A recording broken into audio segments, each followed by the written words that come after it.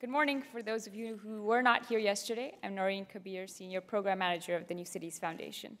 We are going to continue with our showcase of innovative urban projects, and we'll start off with two this morning, followed by a break. For the first of these, it's my great pleasure to welcome on stage Ms. Diane Eisnor, Vice President of Platforms and Partnerships at Waze.com. And she's joining us today from Palo Alto, California. Great to have you with us, Diane. Thank you. So I don't know how many people here know Waze, but that was a fascinating panel. And we deal with the issues around transportation and urban access and urban mobility, but all from a place of crowdsourcing. So we have an application that's used by 17 million people now, where we're collecting GPS traces and timestamps in exchange for free navigation, real-time traffic, and all in an attempt to save people time. We're not going to get everybody out of their cars, but what we can do is help make driving and traffic more efficient and hopefully free up a lot of time and money along the way. So this is the application. It's for iPhone and Android. This is an example on iPad. And you'll notice that you see a very optimistic view of the city. The little creatures you see on the map are actually other drivers. And those other drivers are using the application for free, and in exchange, it's very transparent that we're collecting this information about how fast they're going without them having to do anything. So it's not an issue of distracted driving. And the traffic that you see and the speed that they're going, that's all something that we can passively collect, again, in an attempt where if there's an alternate route, we can get you around it. But we try to make the entire experience one that's very engaging and interesting for people so that they'll use it more often. It's also very social, so you can push information to your Facebook timeline, you can push things onto Twitter. We're also bringing in information from Twitter's GeoFireHose and using what we can to interpret if people are stuck in traffic and use that as another input. We have a notion of groups. So you can filter the information, for example, along your commute route, Palo Alto to San Francisco or wherever it is. It's a universal problem, and so we can use the same software, the same system everywhere in the world. And the idea is that that can have very concrete results. Our goal is to save everybody who's a commuter 10 minutes a day. And so this is an example. We now have about 600,000 drivers just in Los Angeles. And at this time, we had 150,000 drivers. And it was 5:09 on June 1st, so right at the beginning of rush hour, trying to get from the airport to downtown.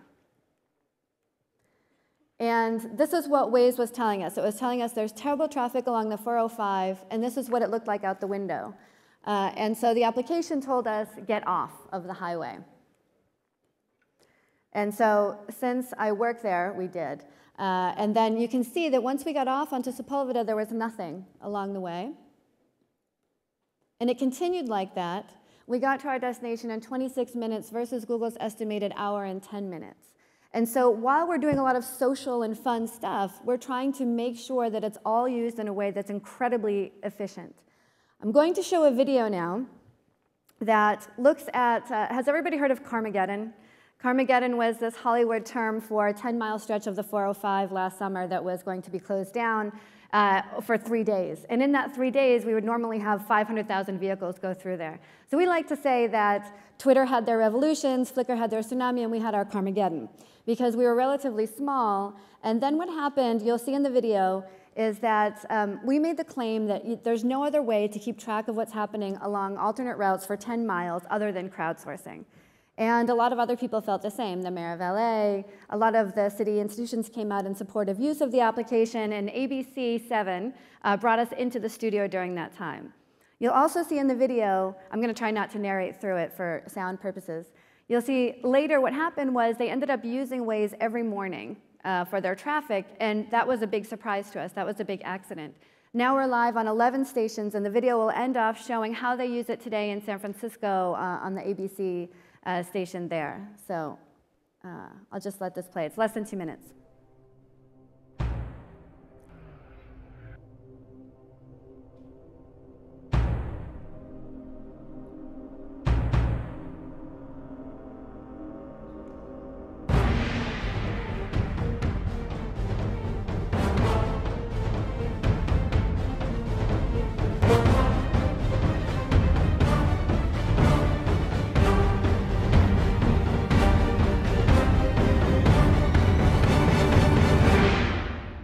app that can find you the fastest routes around the gridlock. It's called Waze, and all weekend long we'll be getting real-time updates on the delays and alternate routes from the creative team behind it. And now I want to check in with our Wazers because I am a Wazer myself, and I want to say good morning to Jay Ray. He's actually a member that contributes a lot. And they help ABC 7 News Traffic give you the most accurate and detailed reports. So we've got heavy traffic as well, and this is telling you that it's on Octavia Street. City streets and back roads have always been a challenge for traffic reporters. Traditional traffic maps rely on underground speed sensors, usually only found on freeways. So ABC 7's traffic reporter Frances Ding-Lawson is using Waze to report the missing information. Right now, the thing I'm most excited about is just taking the driver down to the street level, especially if there's an incident. Incident reports on Waze are up to the second. There it is. There's the truck. Frank can acknowledge that he's seen it too. So we can give it a thumbs up. Go ahead and hit that thumbs up, and there you go. And if you join the ABC 7 News Traffic Spotters group on Waze, we'll mention you on the air when your report helps us out. Blip Trip, he's moving at less than 10 miles an hour, so that kind of verifies the slow speeds there on the Central Freeway. The more ABC 7 News Traffic Spotters we have, the more reliable the information will be. Take a right. On the road in Palo Alto, Jonathan Bloom, ABC 7 News. So people want to help.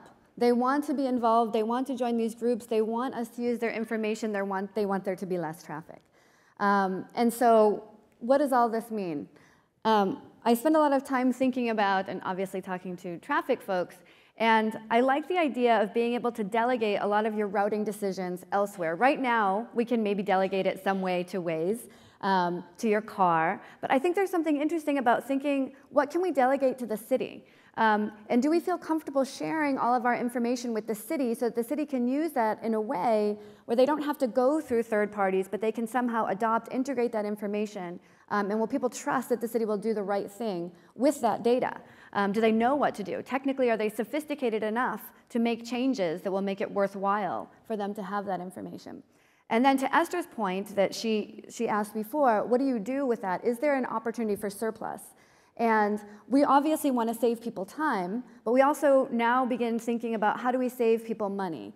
And a lot of that is related to fuel. 100% of our drivers are purchasing fuel.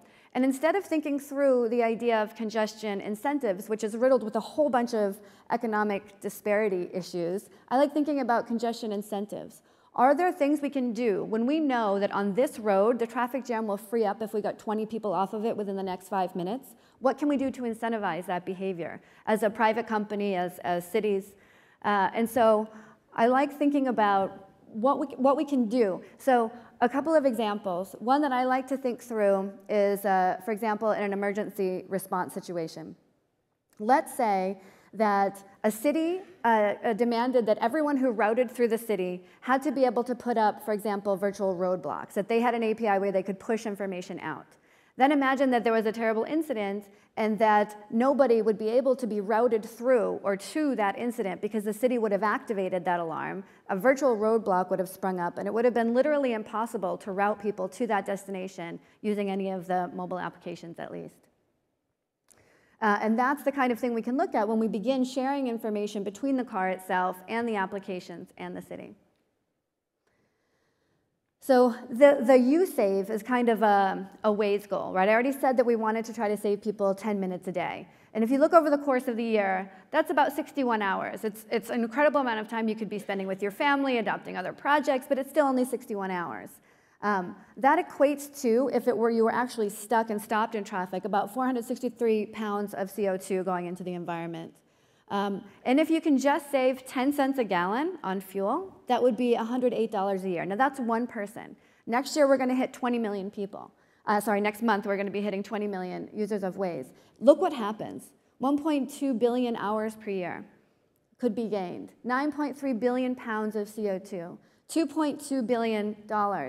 Now, I challenge us as regulators and builders and technologists and governments to think about what could we do with that surplus? How could we motivate people to be involved in creating that surplus? Because collectively, it's much, much more powerful, the time and the money, than just at the individual level. Obviously, we're involved in cars.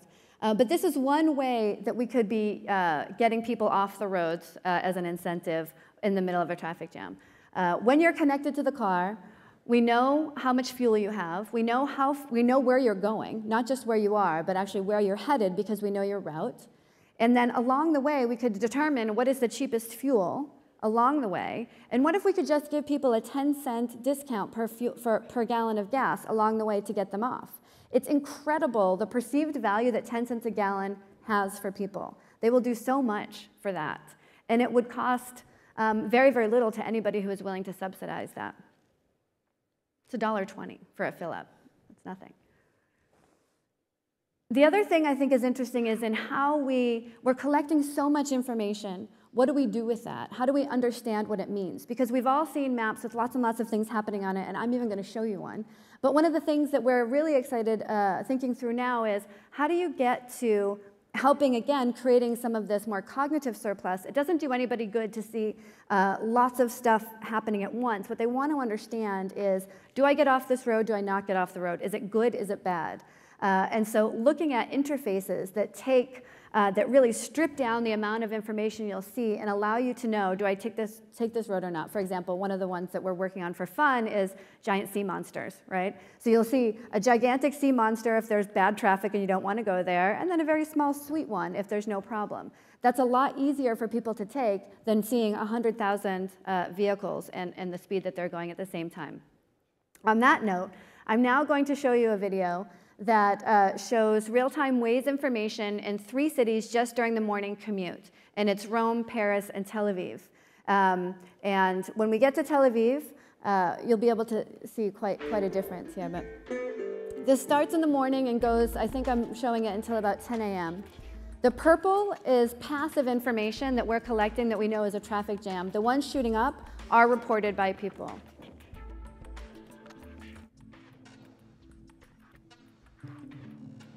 So it's very easy to understand where the problems are and at what time of day, and to be able to look at this at multiple days and see how it changes over time. It's also interesting not to just focus on a single city, but to be able to see the differences between them. This is Tel Aviv.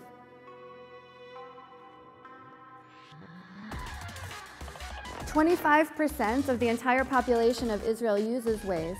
And there's nothing that we don't know about that's happening on the streets. Now, we don't know in detail, it's all anonymous, but the point is we know what's happening and we'll be able to adjust as we need to. So that's what we're up to, and thank you.